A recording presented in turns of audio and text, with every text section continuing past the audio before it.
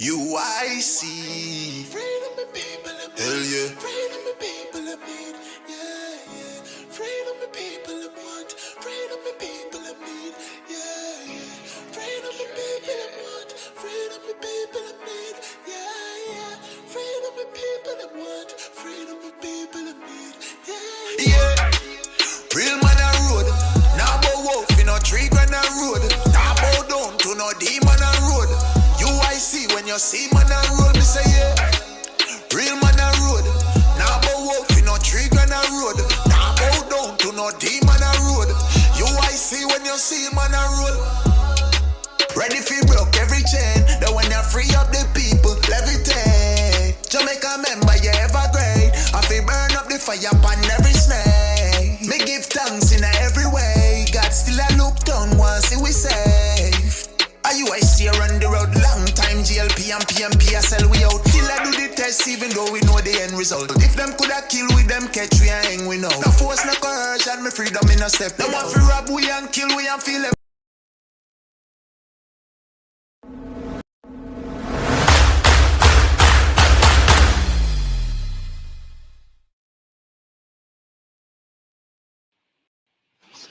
Good evening, everyone. Welcome to another episode of UIC Liberty TV. My name is Douglas Harper, and we are going to be talking about a very interesting topic tonight.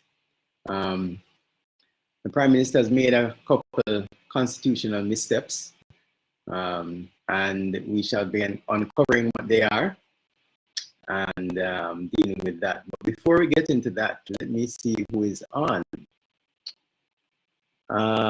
North GL Lem, Blessed United. I think Miller is the last name. I can't get the first one. JMH, big up yourself. Anne-Marie Henry says, good night, Mr. Patterson. Bless up yourself. Alan Scott.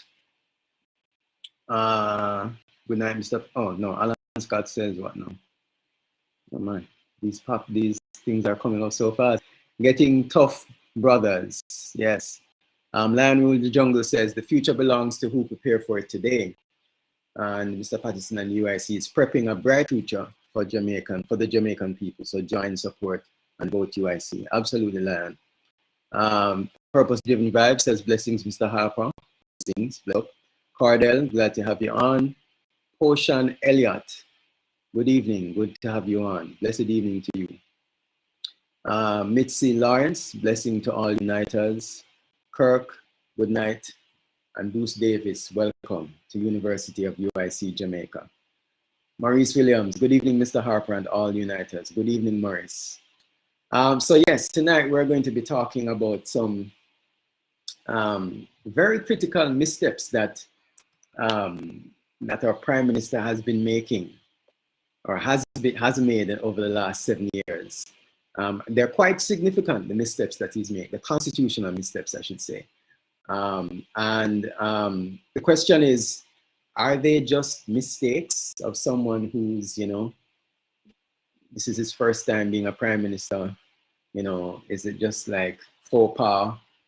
Or is it, are they, a mistake? Or is it really the result, or are these missteps the result of unfettered power given to a cunning, very cunning political veteran? That's a question that needs to be asked, because a lot of us may not know this, but even though Andrew Holness is the youngest prime minister we've had, he's actually been in politics for a very long time. And so he's learned all the tricks of the trade, and he's picked up a lot of things from his mentors, from the people that, or the person that he was his protege, or he was his protege. Sorry. So he's very wily and cunning. Don't take him for a naive person at all when it comes to politics. He understands what's happening. So that's the question that needs to be asked. Tonight we are going to definitely answer that question, and of course share the UIC's proposal on what should be done with this one person having so much power. Very importantly, guys, remember that September 22 is our Walk for Good Governance now. We'll be leaving from downtown Kingston, near the War Theatre, and we'll be heading to Halfway Tree with stops in National Heroes Circle and Emancipation Park. So please remember to come out if you're here in Jamaica. If you're in the diaspora, please, tell your family and friends here in Jamaica to come out and support. And of course, tell them about the UIC. Very importantly as well, like, subscribe, comment, and share the live, please, as Mr. Lion Willie Jungle says. And, that will help us. And also, another very important thing is this goal that the UIC is on right now to have 1,000 people donating at least $25 a month, or the equivalent, Jamaican equivalent of that, or maybe Canadian equivalent, whatever.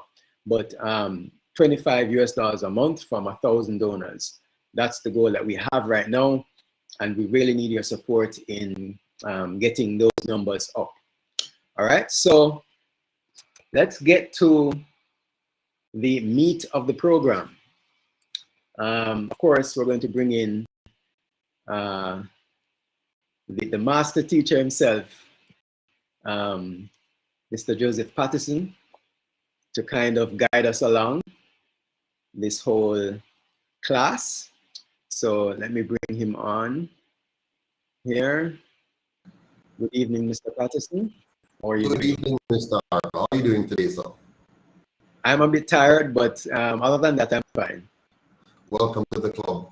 Well, today I spent some time getting our town crier together. I was actually on top of a vehicle, connecting speakers and running wires and getting contraptions fitted out, because we need to get our own town crier on the road. So I spent some time working on that. So you soon see a nice little town crier running out in your community somewhere. But part of my day today. But I'm looking forward to this conversation, because what it tells us is that, and I like the way you framed it. Here's our youngest prime minister, but he's really old in terms of politics. He has been in there for more than 25 years. So when a person, we're about the same age, the prime minister is about 1 year behind me in terms of age. And so when I left UTech, shortly after he left UA, and he went for 1 year into, if I remember serving right, into a charity. So I worked for a charity which I believe was politically connected, but a charity nonetheless. And then after that, he went and he spent another year or so in Mr. Siaga's office as the assistant to Mr. Siaga. He was handpicked by Mr. Siaga to be his assistant. So it was really under the guidance and tutelage of one of Jamaica's most experienced politicians. I think Mr. Siaga was the MP for the area for 40 years. Wow. And he was the Constitution. When the Constitution was being written, he was involved in that process of writing the Constitution, or at least around those who were. He's been around since Monday, just to show you how long we're talking about here.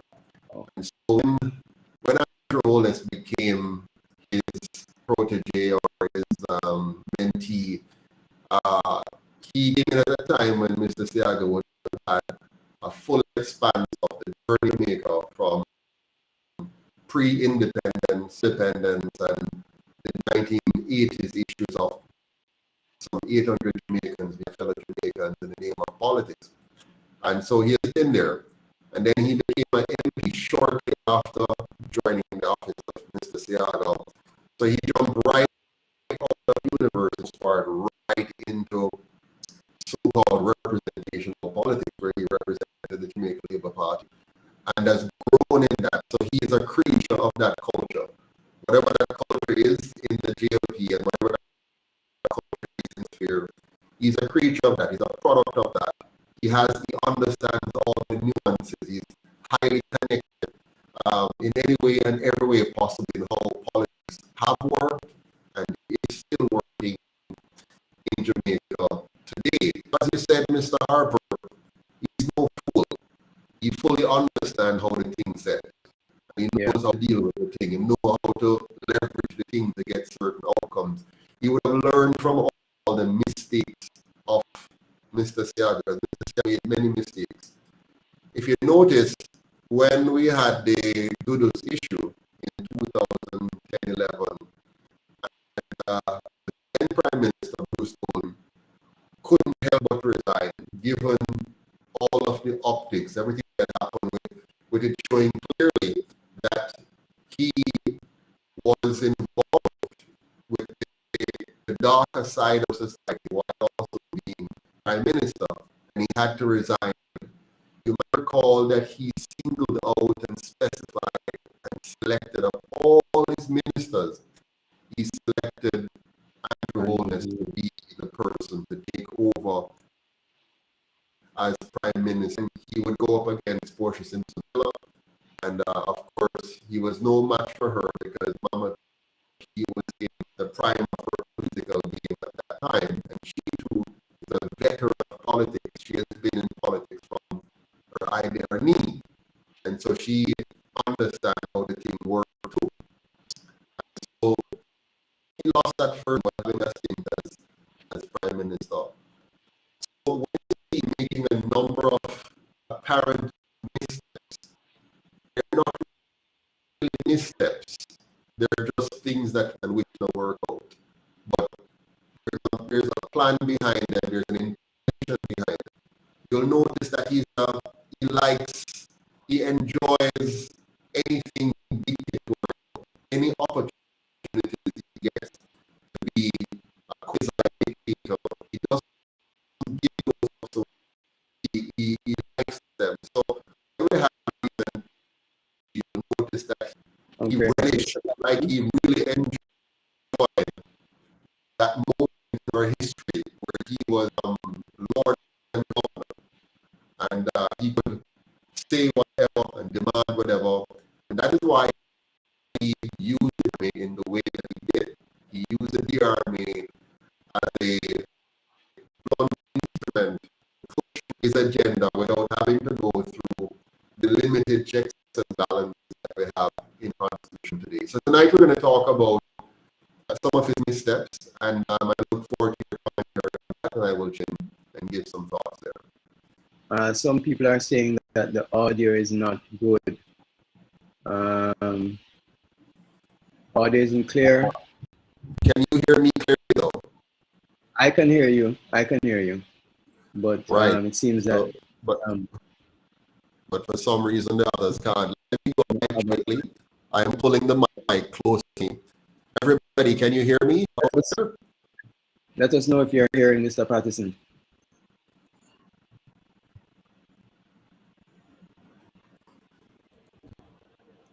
Purpose-driven vibe says no. Okay. Adrian says me clear? Audio, Jenny no. Not clear. Devereaux, no. All you here? Are you guys hearing me? Mixer says no. All right. My check. How is that?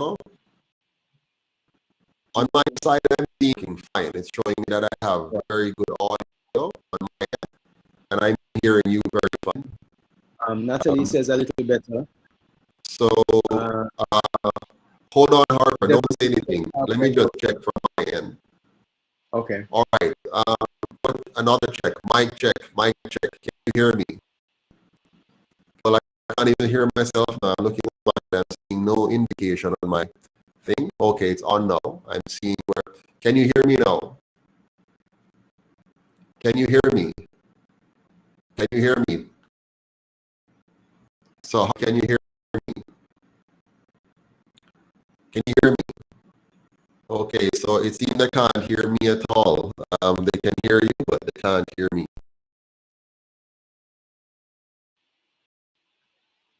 You want to come back in, log out and come back in, and see if that works.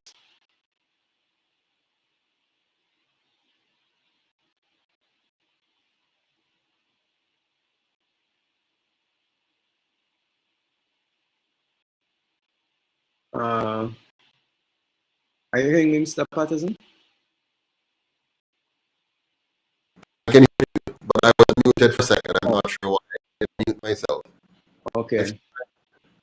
Mic check. Pardon? Hear me. Yes, you're breaking up on my side now. I'm breaking up my side. Yeah.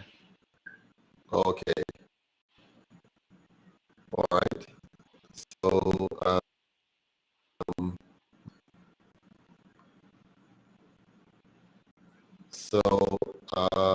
no, I have nothing else open on my side.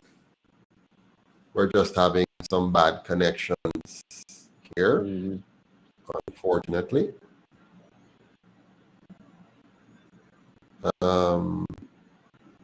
Okay. Oops. Let's see here. All right. See if you can log out and log back in, Mr. Patterson. Yeah, I'll try. So go ahead. You continue. All right. So while he comes back in, I'm just going to play a video for you.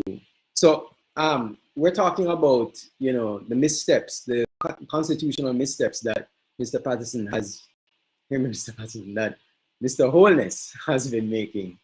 And the first of which, the first that we caught of which is him actually getting rid of 2 senators through an undated or predated resignation letter that they had sent in. So I'm going to play that video for you, and hopefully while that is playing, Mr. Patterson will come back. Okay.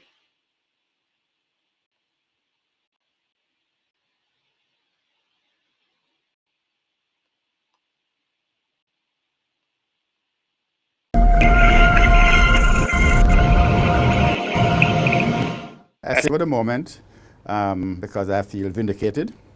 Right? I think that the action was unnecessary. I wasn't involved in any internal contest, and I feel vindicated. And I will now consider the judgment. I haven't read it yet because I've been busy all day. It is almost 100 pages. I will digest it. I will take the advice of my lawyers as to where I go from here. The view of many lawyers and constitutional experts is that Christopher Tufton and I can walk into the Senate next Friday and take our seats, because we are never validly removed. I think that outside of the politics of the situation, we have to understand that it is a ruling by the Constitutional Court that is of fundamental importance to the structure of our Constitution. It is going to be a guide to all future opposition leaders, all future prime ministers. It applies equally to them. Not only here in Jamaica, but in every country in the Commonwealth that has a similar political system. That is a lesson, it's a salutary lesson for all such persons. What I want to say now is this. When I left home this morning, I took with me a statement that the opposition leader issued on November 25 last year, when my application for an injunction was refused by the court. I have 2 lines that I keep repeating in my head. He said then, "My fellow Jamaicans, today the courts have ruled on a matter that potentially could have created a constitutional crisis. That is, if I had succeeded in my injunction." He continues, "As leader of the opposition, I have a duty to protect the Constitution of the country." I want to say that that statement applies more now than it did then. And I expect him to protect the Constitution of the country.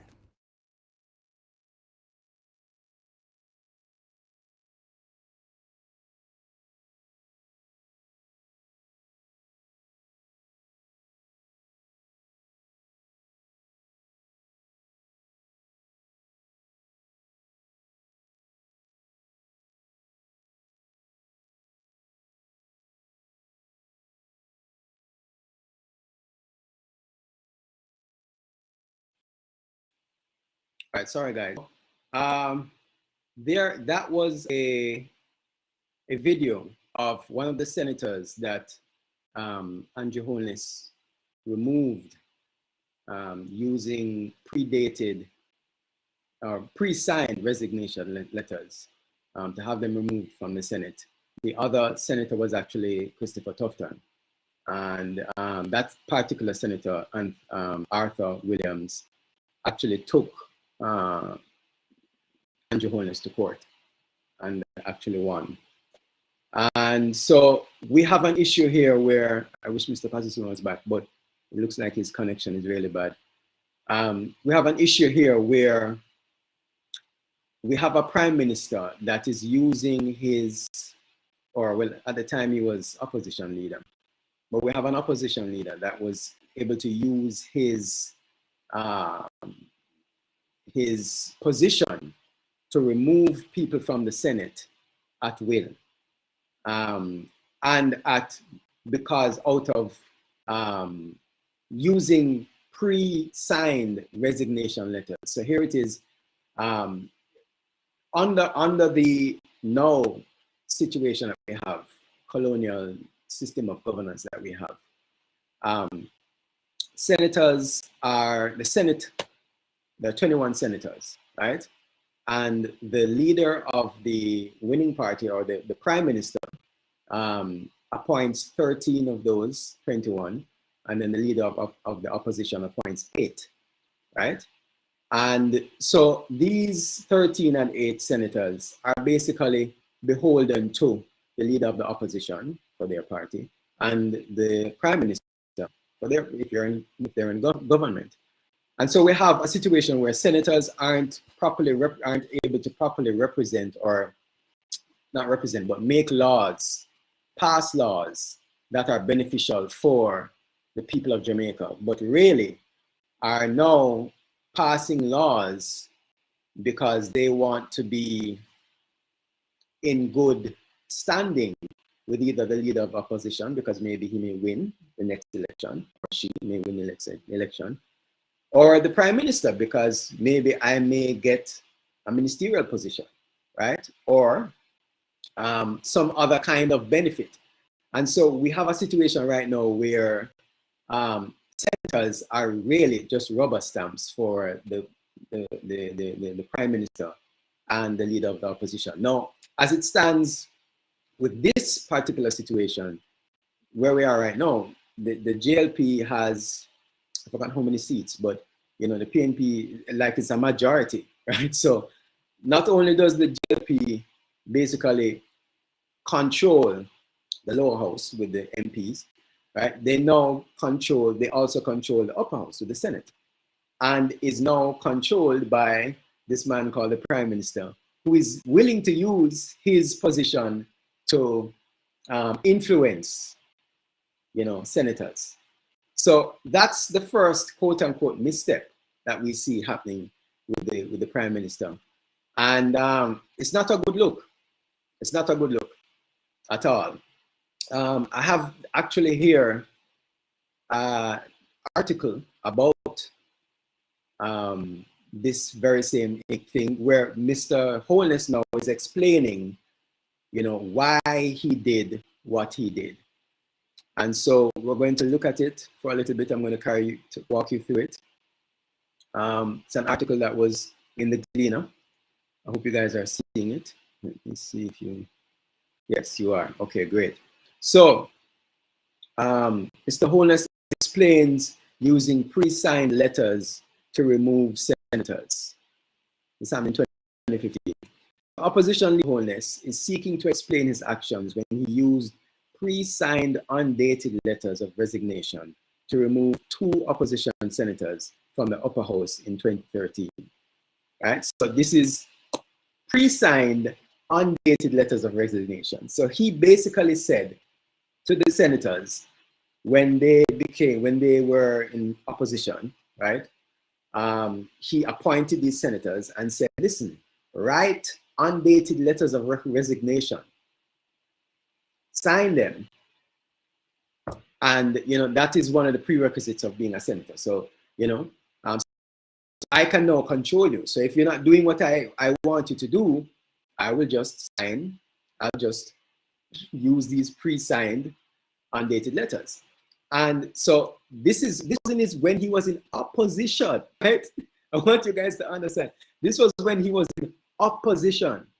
And we soon get to how much power the Prime Minister of Jamaica has. But this is when he was in opposition, right? So in a landmark ruling Friday, the Constitutional Court found that Holness's action was unconstitutional in letters to have opposition senators Arthur Williams and Dr. Christopher Tufton removed from the Senate. However, in a statement today, the Jamaica Labour Party leader said it was never his intention to act that was unconstitutional. Instead, he says, his overriding consideration was to discharge his duty to guard the spirit and intent of the constitutional provisions, which protects the Constitution from changes that may not be in the interest of the Jamaican people. I'm telling you, this man is seasoned. Holness says his actions were at all times guided by attorneys, including Williams, in whom he placed utmost confidence as persons competent to advise him on constitutional matters. Underscoring the significance of the ruling, Holness reiterated that he has referred it to a team of attorneys to research and advise him on any implications it may have on the country's constitutional arrangements. And here is the video clip that I just played for you. So here it is. We have opposition leader, right? The opposition leader. Now using the little power that he has, right? Because if you understand the Jamaican situation, the Jamaican political situation, you know, the leader of the opposition doesn't have as much power as the prime minister, right? And so when this man was in opposition, he used the little power that he had to get rid of 2 senators. That's a red flag, a huge red flag for me, right? And not only that, but it was unconstitutional, and the Supreme Court found it so. So that's the first step. And you know, unfortunately, a lot of people didn't see the writing on the wall. And well, I don't know if you want to say unfortunately. A lot of people didn't see the writing on the wall.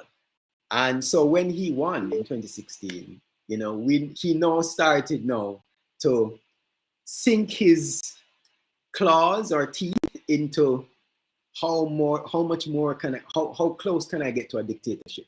You heard Mr. Patton say this earlier.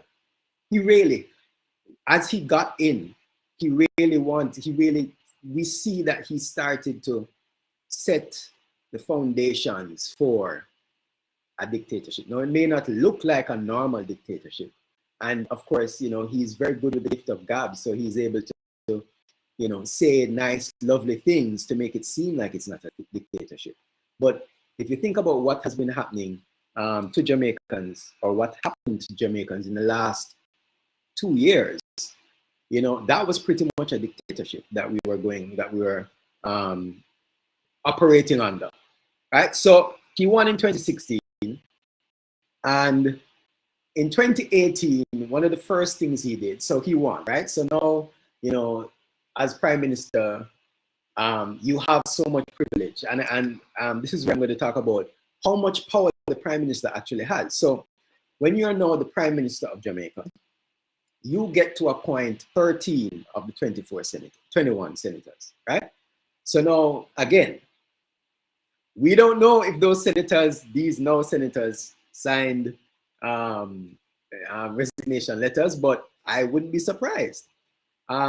Also, the lower house, forgot how many seats the JLP won, but it was a huge landslide victory for the UIC, for JLP as relates to seats, right? And so he has a majority control over the MPs and the representatives. And so here it is. Here's this man that has control. Remember now. And then he now appoints ministers to cabinet, right? So he controls the Senate. This is the Prime Minister, right? This is not just Andrew. Any Prime Minister controls the Senate, controls the House of Representatives or the Parliament, and controls the ministers, right? So he has control over everything, right? Also, and we're going to see this now, the Prime Minister also appoints the Chief Justice. So not only is he controlling the Parliament and the Senate, he also controls the justice or the judiciary system, or the head of the judiciary system here in Jamaica. So this one man has so much power. Also, he advises the Queen on who should be Governor General. So we have a situation where we don't see it, and a lot of people don't talk about it like that, but it really is a dictatorship. If this one person has so much control, right? So much control. He has 13 senators that pretty much are going to do what he says, because, you know, as senators, you want now to be either a minister or maybe an MP, right? You have MPs that are beholden to this person because they want to be a minister, right? And then you have the ministers that are at his beck and call, right? So we have a situation, and then the Chief Justice that he appoints. So we have a situation where this one person has so much control. And, you know, there's a quote that says, ultimate power corrupts. And that's really what's happening. You know, corruption is the order of the day. JMH says elected dictator. You know, he wasn't even elected. I mean, here's the thing. Our system, you go out and vote for your MP or for whoever is representing your constituency, right? And the party that has the most seats in Parliament, they become the party that becomes the government. And the leader of that party usually becomes the Prime Minister. Now I say usually because it's kind of weird. The Governor General appoints the Prime Minister, which is weird because the Prime Minister appoints him, advises the Queen and the Governor General, right? So, but so the Governor General could decide to appoint someone else, who obviously would have to be in leadership in the party, but could actually appoint someone else as Prime Minister. But it's usually the leader of the party that is appointed as Prime Minister, right? I'm seeing that Mr. Patterson is back. I hope everything is working. Let me see. Okay.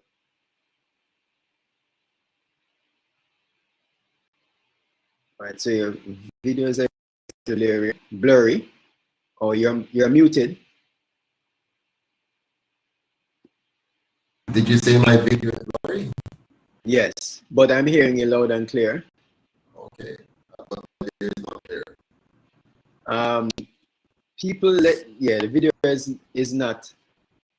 It's not clear. It's blurry. Wow, looks fine on my Yeah. side. But Yeah.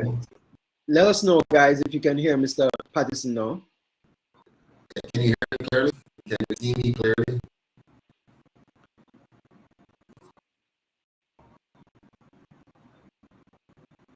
While we wait on those, so true, JMH says, we don't vote for the Prime Minister. Power corrupts and absolute power corrupts absolutely. That's the saying. You're right, Devereaux. That's it. Thank you so much. JMH says you're still breaking up, Mr. Patterson. Okay, so I guess my connection is just not good enough tonight. Yeah. So I'll leave you guys. All right, Mr. Patterson. Okay. All right, so Bruce Davis says video okay, but his voice is still muffling. Okay. Right, so I was saying, I'm now going to play for you. Do I have a video of this? No, I don't have a video, but I have. Oh yes, I do. All right, so I'm going to play for you a video. And the Prime Minister here is speaking on the appointment of the new Chief Justice. And so what happened is that he appointed this Chief Justice as an acting position. So he's not fully, he has his role is an acting Chief Justice, still acting, right? And that's a red flag, because why wouldn't you give the Chief Justice the position? Why wouldn't you give the person position, right? Why are you having them as an acting role? Normally, when you give someone an, place them as an acting, it's probationary, and after that there would be some kind of move to making them permanent or making them full in the role. But up to now, Chief Justice Brian Sykes, is still acting, and here we have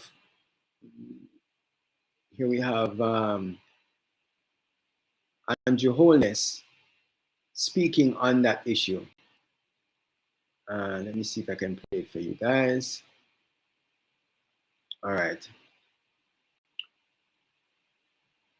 In the appointment of the Chief Justice, I was encouraged by the very people who are critical now to take an unconventional view. I followed that view.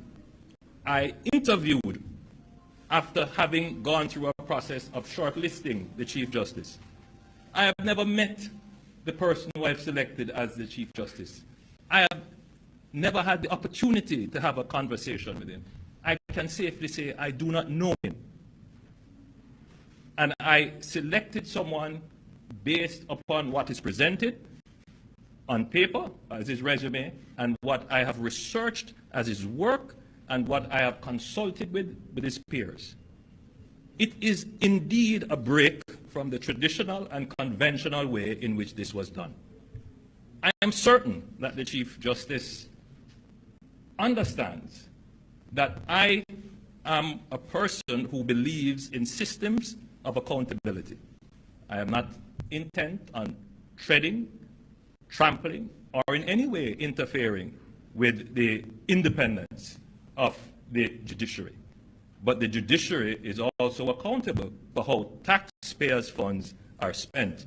We want to see an improvement and strengthening in the rule of law and timely justice outcomes, and the Chief Justice will be accountable for this. I can't be any clearer. Those who want to criticize have the luxury of doing it. I have the luxury of running a country and being accountable to the taxpayers for the results of the systems that we are elected to run.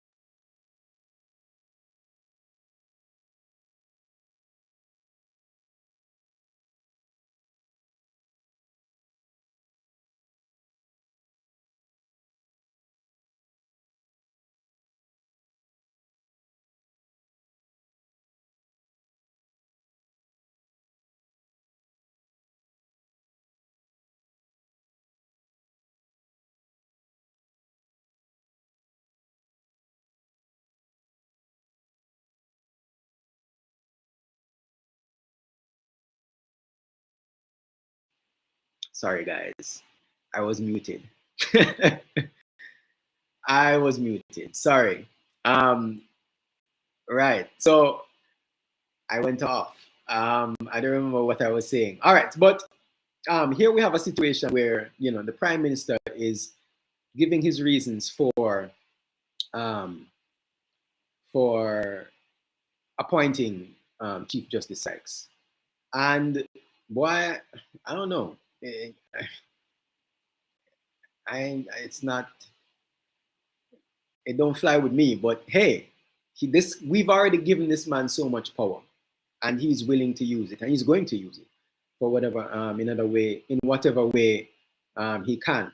I saw someone make a really good comment earlier. I think it was Paulette.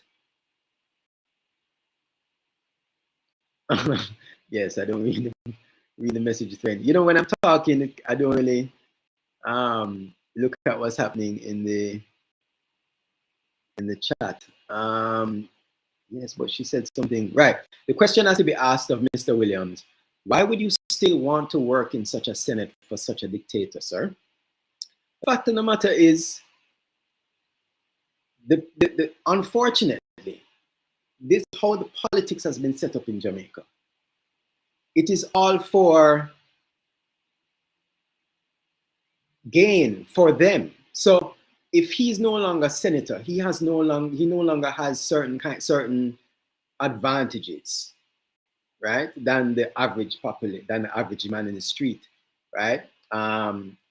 He will lose some connections. He may still have, you know, friend connections, but in terms of, you know, being able to do certain things, he may not be able to have that. And so a lot of people really get into politics because they want to be connected. They want to be connected to the connected, right? And because of how Jamaica is set up, where if you don't know nobody, dog name your supper, right? Everybody wants to have somebody that they know, that they can pick up a phone and call and say, Ray, whether it is, you know, you're getting problems and you can call so-and-so to get you out, or whether it is you need, you know, something clear off of the wharf, so you can call somebody and say, yeah, or whether it is, whatever it is, you know, connections is what runs, unfortunately, well, in most countries, but Jamaica, right? And so a lot of people really are willing to forego being treated XYZ, right? And still, you know, partake in the play, right? Now, him taking Mr. Holness to court is again just part of the charade, you know. It's part of the game. It's part of the theatrics, right? They all know what's happening. They all know what's going on behind the scenes. Mr. Lawrence says that's what I think he wants to do without fear, to bring his people Jamaica and pay close attention to what these people are doing. That's right. All right, let's scroll down. You guys are not hearing me still? Or maybe that was before. All right, so the second step. Greetings, Howard. Bless up. The second misstep was this, you know, appointment of an acting Chief of Justice. So, you know, you can now control the judiciary, you control the Senate, you control the House, the lower house, and you control the ministers, right? This is ultimate power, right? And again, this is not just Andrew, like anyone who is prime minister has this, right? And this is why the UIC is so focused on changing our governance system, right? And we'll get to that later on. So the next misstep is, again in 2018, well, I don't know if it was started in 2018, but in 2018, the government had states of emergencies. This is when it's like almost like they found out about, hey, we can use states of emergencies, and you just started seeing them all over the place, you know, just popping up all over, Zozo and states of emergency, and Zozo and states of emergency, and it was really crazy. It's like, is that your crime plan? Is that your way of dealing with crime? But anyway, in 2018, under a state of emergency, authorities violated a man's human rights by detaining and holding him for months without trial.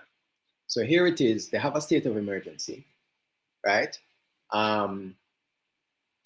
They detain someone, right? And held this person for months without trial. So imagine there's a state of emergency in your area. The police or the authorities detain you, right? And then have you in a holding cell for, well, I don't even know if it was a holding cell, but hold you for months without trial, without saying why we've detained you. So the Supreme Court actually ruled that his rights to liberty and free movement were violated by his arrest and subsequent months-long detention.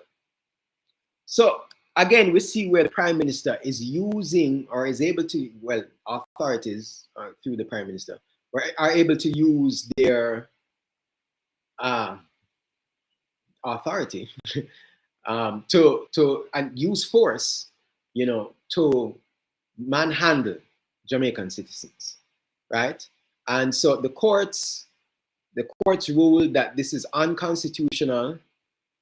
And let me see if I can share that now. So the courts ruled that was unconstitutional. That shouldn't have happened. And again, what has happened since then? Still having states of emergencies. We still hear them talking about having states of emergencies. So SOE dilemma. Court rules against unconstitutional detentions. This was in September last year. Well, no, 2 years ago. A landmark Supreme Court decision ruling as unconstitutional the months-long detention of 5 men without charge could doom the Homeless Administration's much-touted plans to use states of emergency, SOEs, as long-term crime-fighting measures. I mean, state of emergency, long-term, really? But one attorney for the government has made it clear that the judgment should be appealed, appearing to be baffled by some of the reasonings by Supreme Court Justice Bertram Morrison. Why? Why would you be baffled? Justice Morrison, in a judgment published on Friday, ruled that the detention of 5 men under the SOE constitutional. Courtney Hall, Everton Douglas, Nicholas Heath, Courtney Thompson, and Gavin Noble were the 5 men who are at the center of the judgment. In the 64-page judgment, Justice Morrison outlined why the detention of the men was unlawful. According to Morrison, there was no justification presented by the government to facilitate a proportional assessment of any legitimate objective behind the claimant's detention. This I find to be egregious, overstepping the bounds of the power of the executive, he said. The Supreme Court Justice further ruled that the detention orders were also unlawful. Detention orders under the SOEs were issued by the National Security Minister. Justice Morrison ruled that the use of the orders for the detention of the men of criminal cases without proper review breached the doctrine of separation of powers. Under the Emergency Powers Regulations, a tribunal is set up to hear a claimant's objections to his detention. Justice Morrison is of the view that the tribunal should not give direction for the detention of the claimant in circumstances that conflict with his constitutional rights. In his judgment, Morrison contended that the Emergency Powers Regulations 30 and 33 in relation to detention orders and appearance before tribunal gave unfettered discretion to the police and national security minister. This is in relation to the committal of persons to penal institutions or jail for criminal offenses. Scroll down a little further. Let's see. Right, an RJR Gleaner Commission Don Anderson poll conducted between July 24 and August 3 found that 67% disagreed with the government's decision to discontinue the SOEs, while only 33% agreed. So this is something that the government has been using a lot to say, well, you know, the people want SOEs. The people are okay with states of emergency, and so why are we, you know, why do we want to stop this? Why do we want to stop this effective crime-fighting thing from happening? Right? 71% of respondents in the survey believed that SOEs were effective in fighting crime. The poll found that a majority of Jamaican voters, 66%, say they believed that SOEs should be used as a long-term measure. 34% disagreed. Now, again, this is the Gleaner reporting, and the Gleaner will say whatever they want to say. Let me not say it like that. But the Gleaner will put things,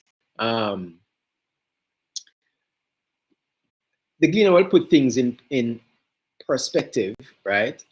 So that when the reader is reading, they say, oh, okay, well, even though Supreme Court is, against this, most people think, most Jamaicans agree with this. So who is the Supreme Court? Who cares about them?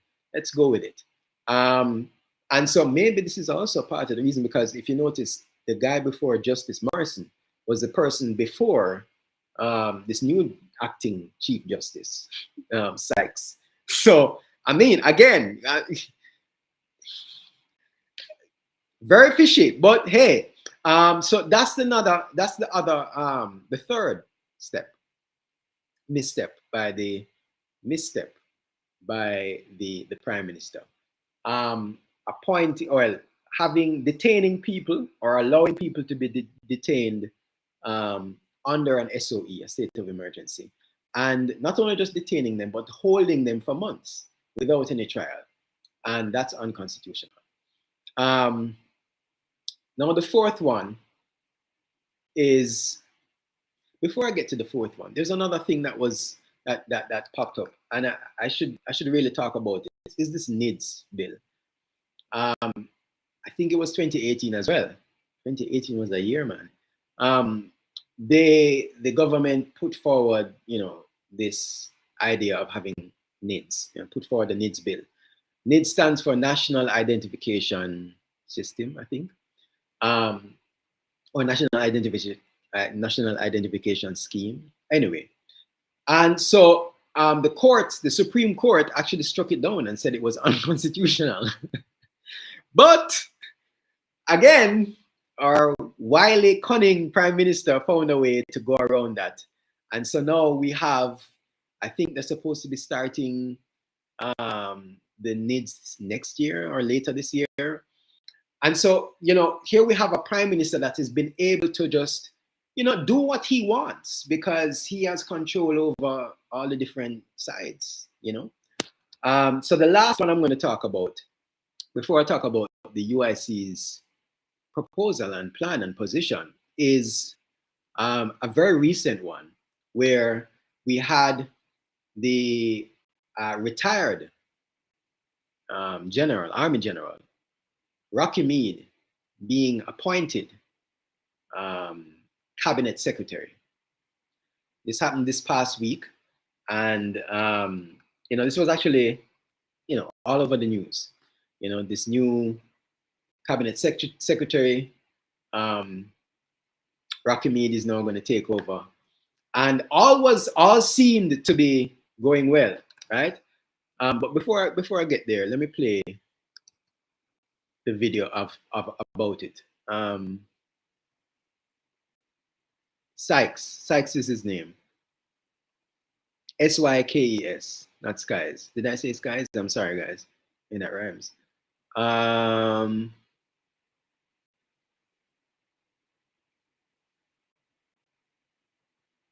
Right, so here we are. I'm gonna play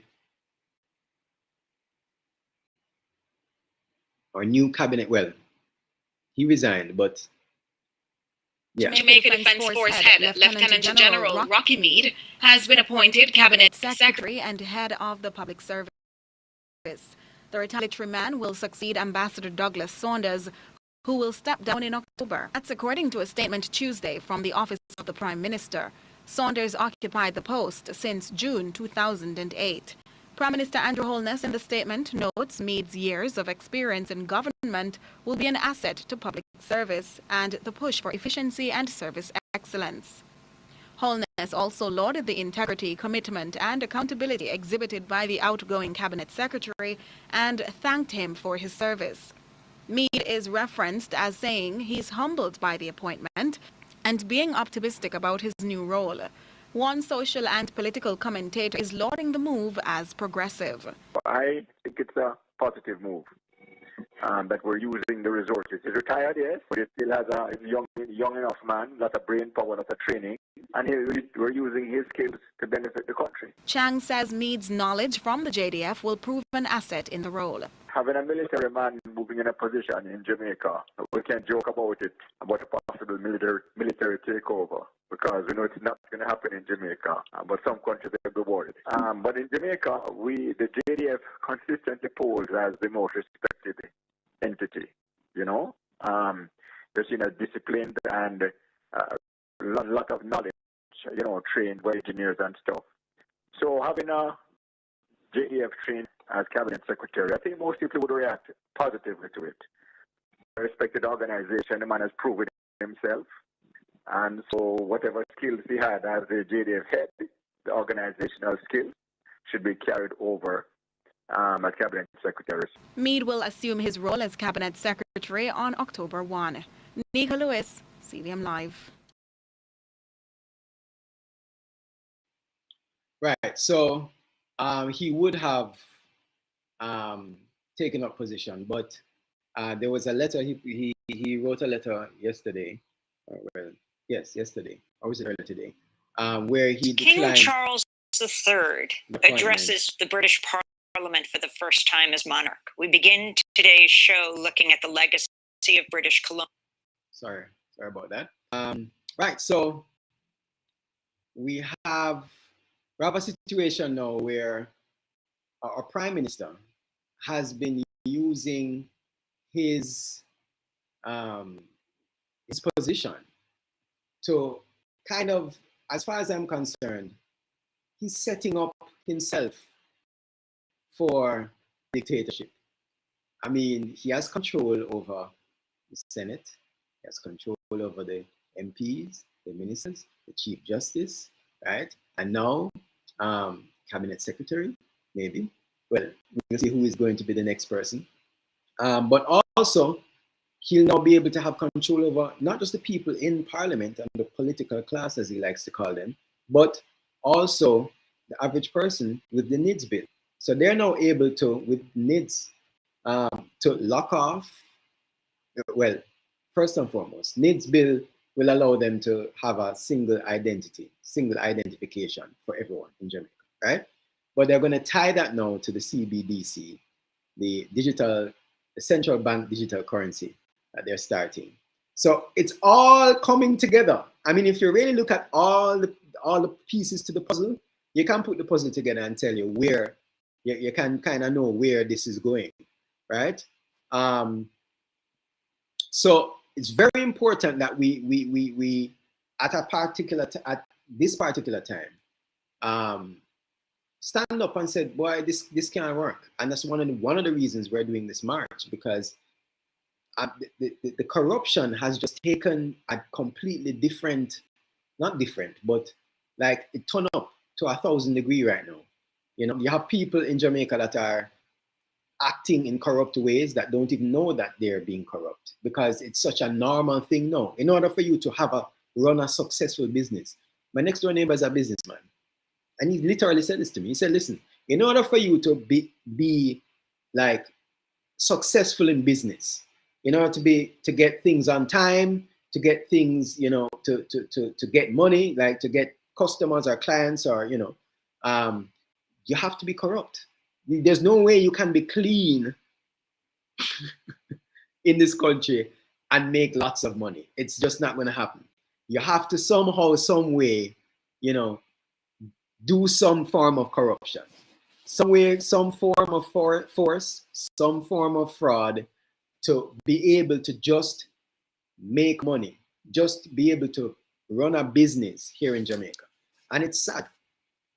It's really sad that this is the state that we are in.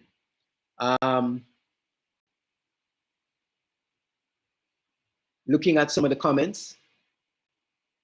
Yes, please, like up the thing. Working toward their agenda, Mr. Harper. Exactly, definitely. Devereaux says the military background sound like red flag again. Very much so. And you notice what the social commentator said. The social commentator, Mr. Chan, said, yes, you know, this man has military background and be very beneficial. Of course he'll be very beneficial. Of course he will. So what is the UIC's position and plan on all of these things? Because as we said earlier, forgive me guys, but I'm trying to send some things to this computer so I can share it with you guys. So I don't even know if I can share it now. All right, so I wanted to share the UIC's. Let me see if I can find it. There's a chart that the UIC has of our governance or style, or not style, but our hierarchical governance model, if that makes sense. I'm going to see if I can find it. I'm looking for it here. Let's see if I can find it. All right, great. Oh, but I can't dig this up. Oh, man. Okay. All right, so we'll go on. All right, so what is the PUIC's? What is the UIC's position on all of this? Well, we've taken a look at what's happening, right? And when I say we, it's really Mr. Patterson, but you don't know. You know, as a member of the UIC, you know, you hear these things and they make sense to you.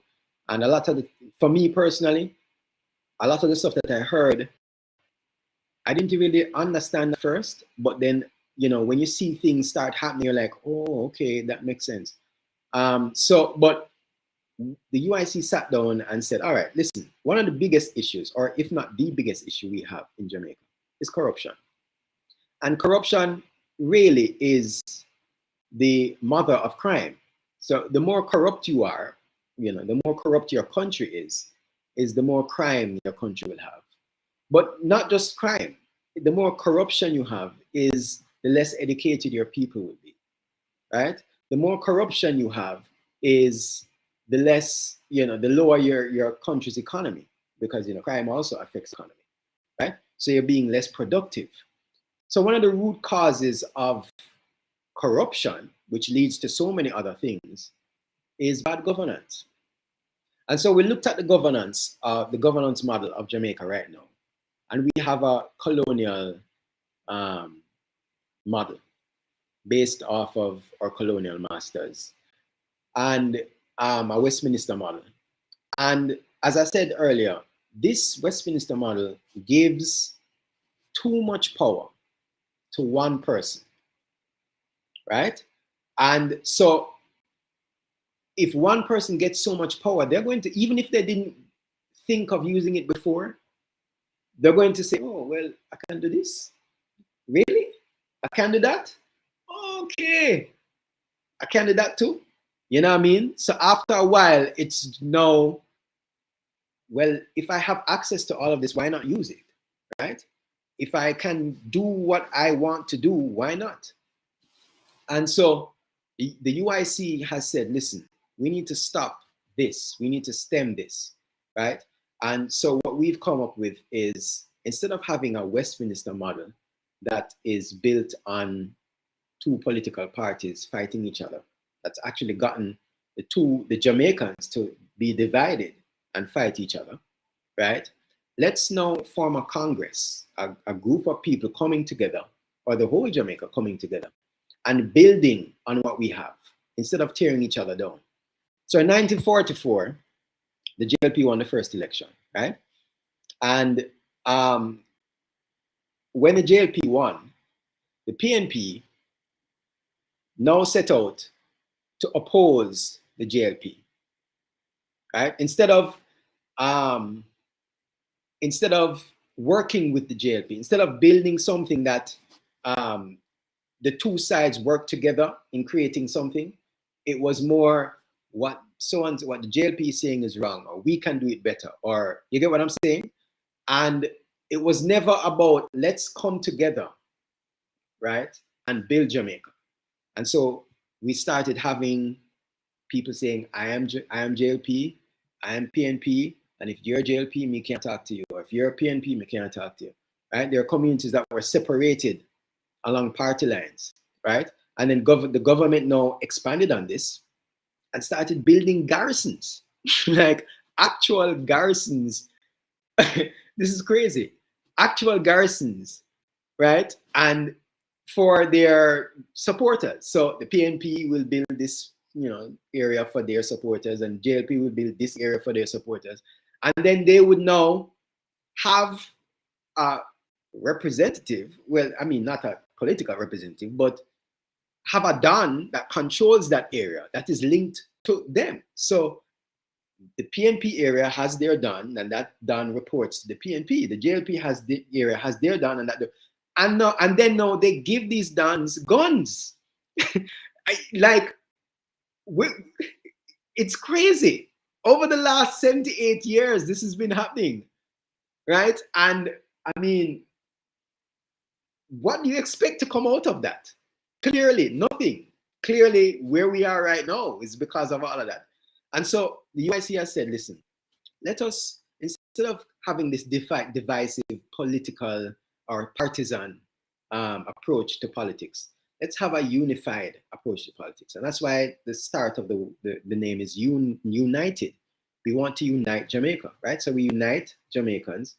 We also want people to represent their constituencies or represent their parish or represent their county as independents.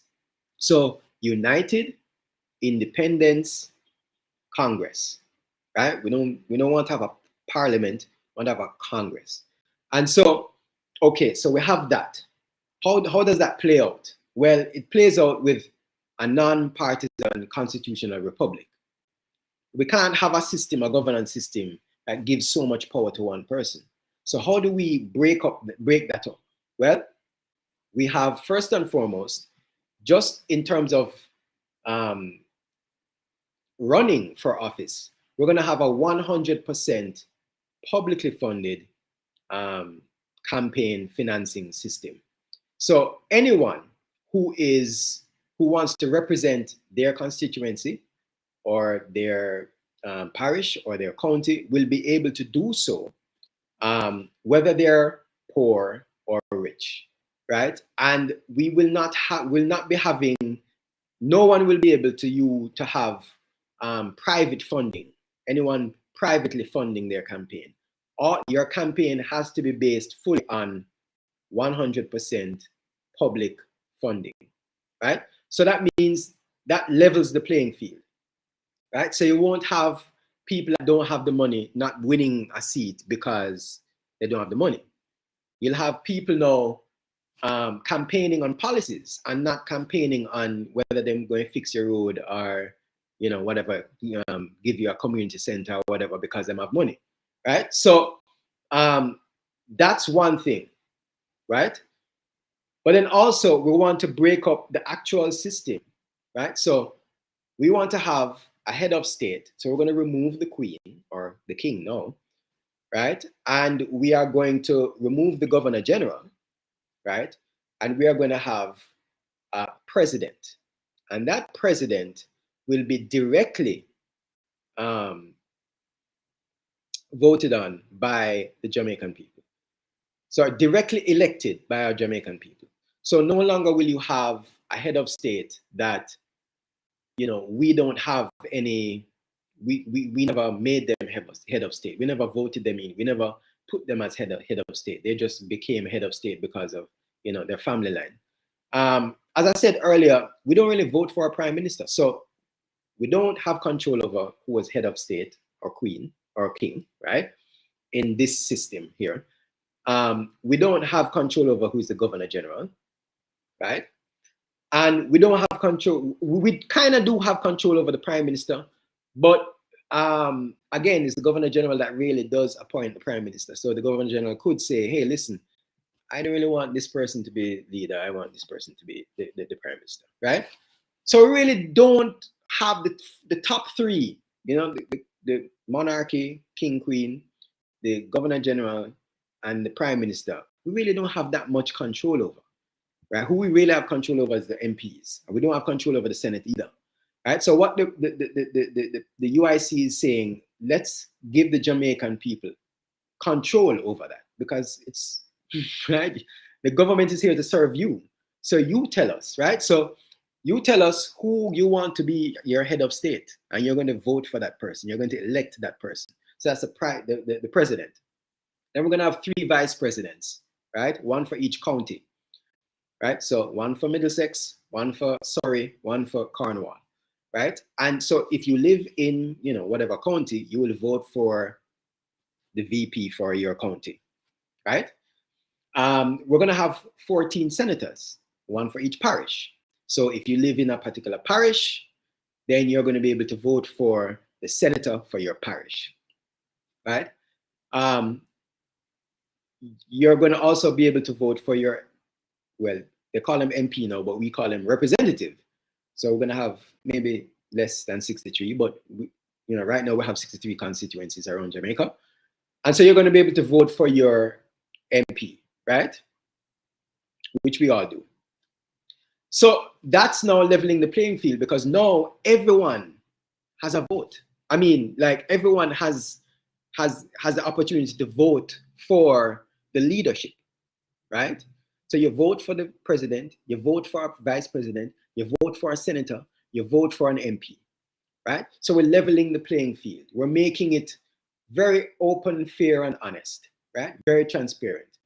And now when it comes to the ministers of cabinet, or ministers of government, I should say, these people are going to be subject matter experts. So you'll no longer have, like what pertains now, a medical doctor as the Minister of National Security. You'll never have that, right? The Minister of National Security should be someone who understands security, right?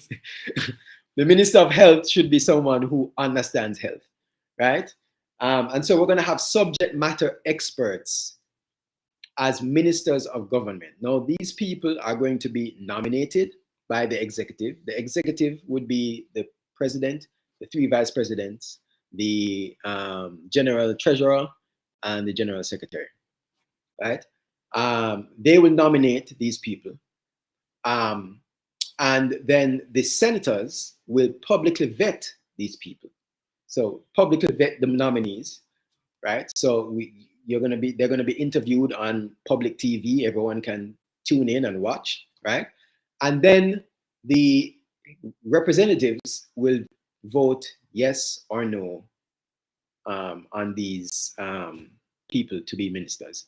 So we have a very, very fair system. And also, if someone, or if the president wants to remove someone as a minister, then he's going to have to go through that whole process again, in terms of saying why this person should not be a minister anymore. And, that's going to be publicly vetted and all that, right? So we have a system that that is really transparent and fair, and has all the checks and proper checks and balances.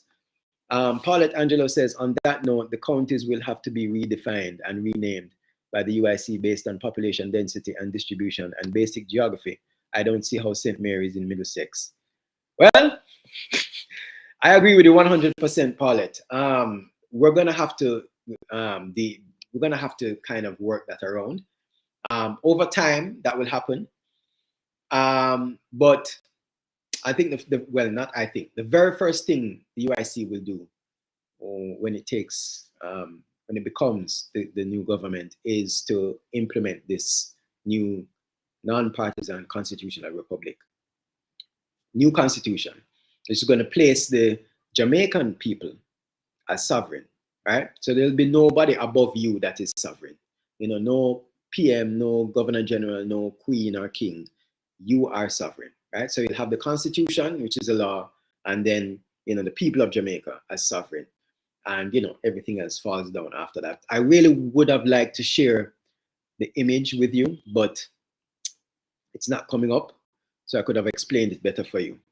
So that's basically the system that we have. Let me look on my notes to see if I covered everything.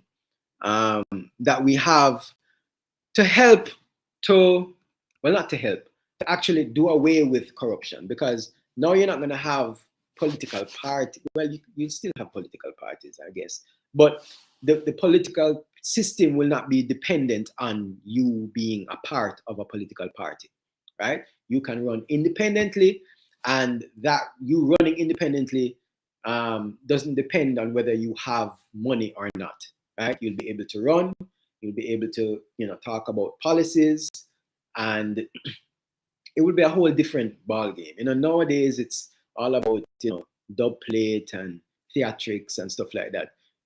But we're focusing on policies, plans, and what can really move us forward. And so that's what the UIC is all about. Let me look at some of the comments. Smooth Baby Boy says, good, you're talking about corruption. Devereaux says, why have 14 parishes? Why we need 3 counties? These are all questions that, all these things need to be questioned. That's true.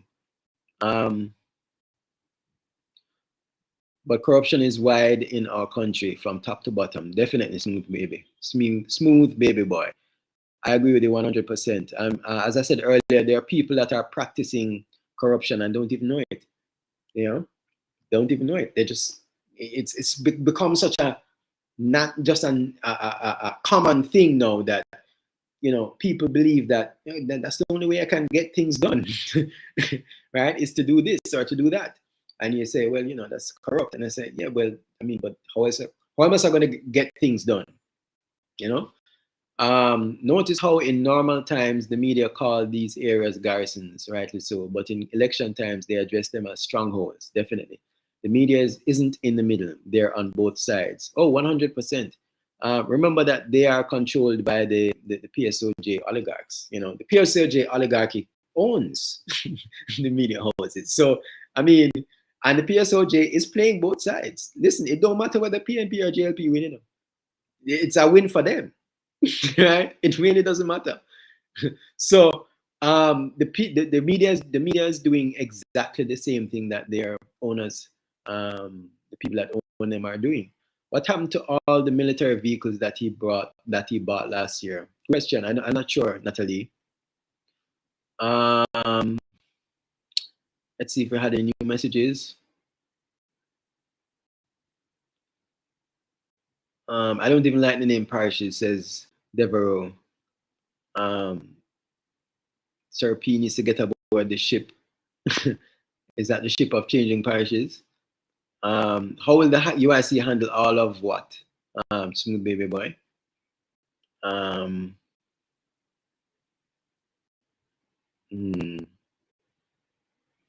Nathalie Mulling says that's the worst Prime Minister of Jamaica. He has a lot of ulterior motives. Oh, definitely. Erland Malcolm, only when they are extremely corrupt.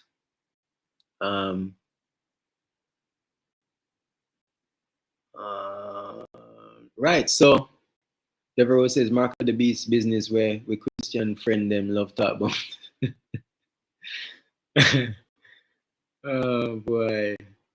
A prominent member of parliament once said in Jamaica, the man who plays by the rules is the man who gets shafted. Yes, somebody did say that. I don't remember who that was, Paulette. Why is there so many Chang and Chung in the Jamaican government? And I'm saying this with no disrespect. Well, I guess it's a part of our culture, our history. A lot of Chinese are here in Jamaica. But the Chinese are connected, right? The Chinese and the Indians are the ones that, have lots of connections. And so, you'll always want to be connected to the connected, right? Sir P needs to get on board the UIC ship.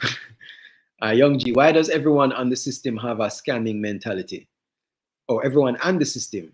Well, it's part of, you see, part of it is you grow up and see it, right? So again, if everyone sees this happening as a normal thing, then they're going to see that it's normal. They're going to think that, hey, this is the only way to go. This is the only way, this is how the only way it can happen, or this is the only way it will happen effectively, right? So like my next door neighbor says, listen, in order for you to run money, make money as a business, you have to be doing something corrupt.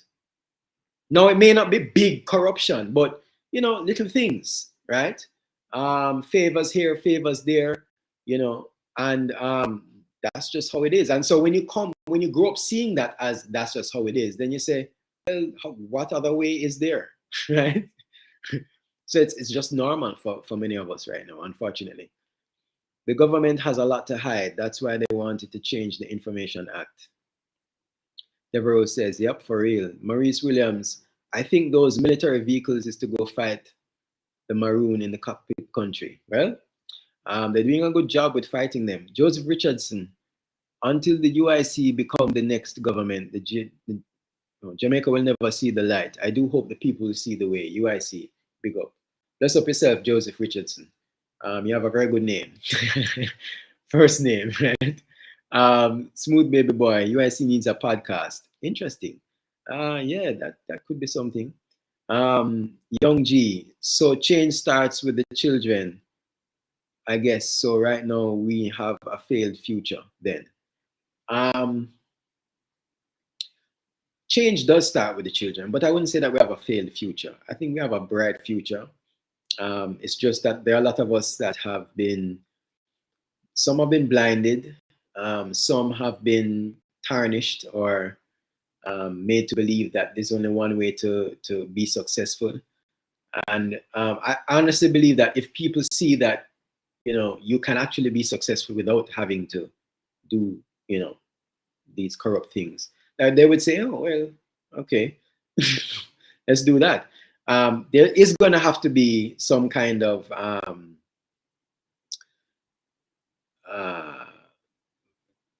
what do I say now? Public education, sort of, because again, we are kind of we've been trained to think a particular way, and so untraining that and training something else is going to take some time. But I don't believe that we have a failed future, especially with the UIC. I honestly believe that UIC is the future Jamaica needs, and it's the only option we have right now. A lot of people are saying, how do we trust, what the UIC is saying? And the truth is, you only have three options right now.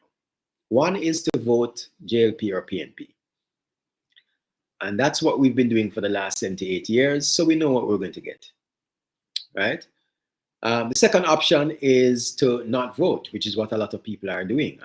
We've seen in the polls where, that number of people that have said they're not going to vote has increased, right? And the numbers for people that would vote for both PNP and JLP have decreased. And the numbers of people that would vote for a third party have actually increased. So there's hope there. But we're seeing where more people are willing to not vote because they've just woken up to the reality that it's just two sides of the same coin, as Mr. Patterson says. So, or as Mr. Lloyd Diagla said last night, it's two wings on the same bird, right? So a lot of people are saying, I stay away from the polls. Now, when you do that, you're still getting the same result as option one, because the people who do vote are going to vote for either JLP or PNP, and you're going to get back the same thing that you've always been having in the last 78 years. So you're going to get the same result as option one if you do option two, which is not vote, right? The third option, and is the only option as far as I'm concerned right now, is to vote UIC. That's the only other option, right? And to answer the question of people saying, so how do we trust that what else are you going to do? You have to trust. Put us in the position then to fail, as Mr. Patterson said two nights ago. If you think that we're going to fail, or if you think that we are more of the same, then prove yourself right. Put us in the position, right? And put us there and see if we fail. Because that's the only way you're going to find out. We already know what the JLP and the PNP, because the 78 years of that, we have the history. You don't have the history of the UIC. You get what I mean? And so you really only have one option right now, and that is the vote UIC. So I encourage all of you to share as much as possible. Share this live, but also share the UIC, share the manifesto, share the 10-point plan, share the website, share the Facebook page, the Instagram page, the Twitter page. Just share, right? Like the lives, Thank you guys for tuning in. You know, you guys are always tuning in every night, night after night after night after night. I really appreciate that. And then you also want to get involved. So you want to, you know, be a volunteer, or you want to donate to the UIC, right? Or you could do both, volunteer and donate. And then, you know, we definitely want to get candidates, because, you know, as Mr. Patterson likes to say, it don't make sense you have, you know, this UIC and there's no one there. I watched a poll, or watched a new media house talk about a poll that they did recently on, you know, what's happening. And they said a very important, very key thing. They said, in our poll, we asked people about their representatives. So, you know, the JLP representative for the area, the PNP representative for the area, right? Yes, Paulette, I'm coming to that. So, but if the UIC doesn't have a representative in people's area, then they can't vote for the UIC, right? So we need to get candidates. That's very important, right? And then, of course, you know, we can start, you know, focus on boots on the ground and win, right? So part of this boots on the ground movement is an all-island tour that we have that is going on right now with the UIC. So we're going to different parishes in Jamaica. We went to St. Thomas the other day, or well, yes, went to St. Thomas last month. 2 weeks ago, we were in Manchester, sorry. And we may be going to St. Mary next. No, sorry, St. Catherine next, sorry. St. Catherine is next month, October. So part of that all-island tour is to get candidates, you know, expose the people to the UIC and get candidates. So that's part of the reason we're doing this all-island tour. So that's pretty much it for tonight's show. 1 hour and 27 minutes. This is actually the shortest live that we've had. Well, one of. Thank you guys for tuning in. I really appreciate all the comments, all the people giving their 2 cents or 10 cents or 50 cents or $1. I'm not donating, I'm just talking about in the chat, right? Paulette says, Douglas, get some flyers into the hands of the stoplight windshield wipers on the build up to Thursday. I will ask someone to do it on my behalf. Just give me the go ahead. Awesome, Paulette. Do you know how to get in contact with us? Let me leave the number on screen here. So call one of those 2 numbers and tell them that you would like to do that. We're actually getting some flyers for the march on Thursday.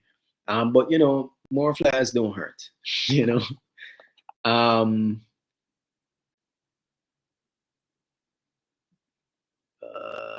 Wade Nova says the media needs to free up the game changer. They got nothing to lose.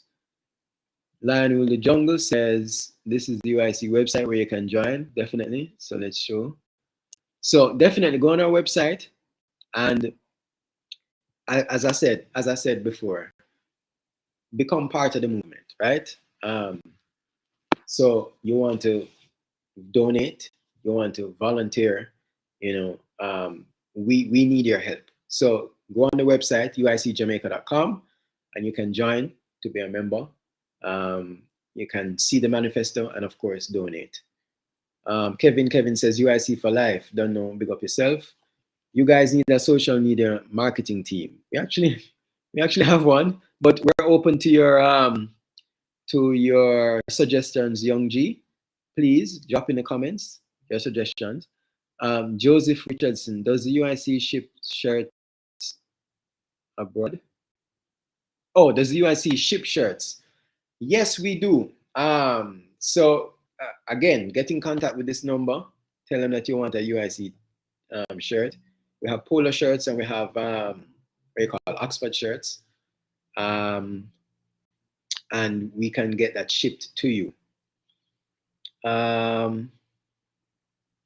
Smooth Baby Boy says, I will join and help. Thank you so much. Thank you so much, Smooth Baby Boy. So guys, before I go, I want to play for you, because I just love the video.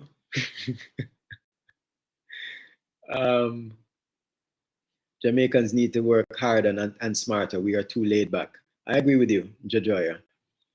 Devereaux, agree, need a podcast. It will reach even more people who said that give him a medal. No, it will also open up an avenue to bring in more people. Also try to get a representative on the Fix podcast. Interesting, the Fix, yeah, okay. Erland Malcolm, the things that gone wrong in our life, what are we going to do, sir, and let it remain wrong, or try to make correction to them? I'm not understanding you, Erland. UIC government for years, definitely. So as we close out the show, I'm going to play. Do I have it? Please tell me I have it. Oh, yes, I do have it. I'm going to play the promo for our walk on Thursday as our outro for the show.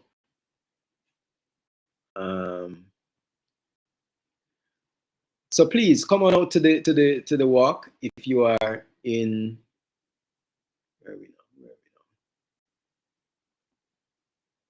Is this it? Yes. So if you are in if you're in Jamaica, please come out, show your support. If you're in the diaspora again, tell your friends. We'll be streaming live for you guys in the diaspora, so you can tune in and see what's happening. Lion Woon says you did a good job. Thank you so much. Thank you so much. Smooth Baby Boy, I will help with the podcast for real. Okay.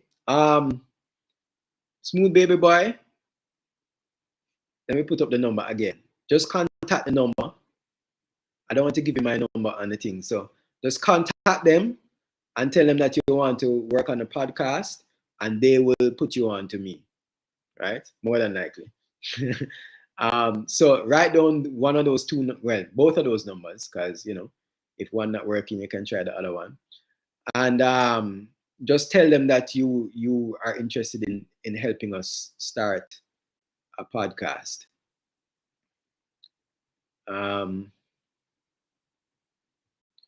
Devereaux says, read comments. Okay. Oh, but I read your thing, Devereaux, already. All right, so people, we're going out with the promo. I came off it, so I have to go back in the folder. Right? So going out with the promo, and remember, tell your friends and family that are here in Jamaica to come out and join us on the live join us on the live for the walk, so you can see what's happening. All right, so thanks guys for tuning in. I really appreciate it. And hit like, subscribe, share. Thanks, Paulette. I'm going on you. I hope I'm not like, some kind of, anyway, I was going to say fungus, but yeah, thanks. So come out to the event on March 22, whether it be online or in person, and show your support. All right, so here's the promo. So good night, everyone. Thanks for joining the live. Appreciate it. Have a good night. We the people of Jamaica are tired of the corrupt system of governance. We're tired of the high crime rate. We're tired of the low wages. We're tired of the high cost of living. We're tired of the bad roads and the toll roads. We're tired of the high electricity bills. We're tired of the water shortages. We're tired of the education system failures. We're tired of the poor healthcare system. We're tired of the lack of affordable housing. We're tired of high youth unemployment. We're tired of the corruption and injustices. We're tired of bad public services, high fees and fines. We're tired of the brain drain of our teachers and our nurses. We're tired of depressed, underpaid police officers. and we're tired of being working poor. We demand good governance now. We demand real republic now. We demand wages pegged to inflation now. We demand real security now. In short, we demand real prosperity now. And clearly, those in charge of our government for the last 78 years have failed to deliver on these things. And it's time we take the government over and fix the country and make it what we want it to be, because clearly them can't do it. On September 22, the UIC, alongside the people of Jamaica, will be walking in the streets of Kingston and St. Andrew to say enough is enough. We want good governance now.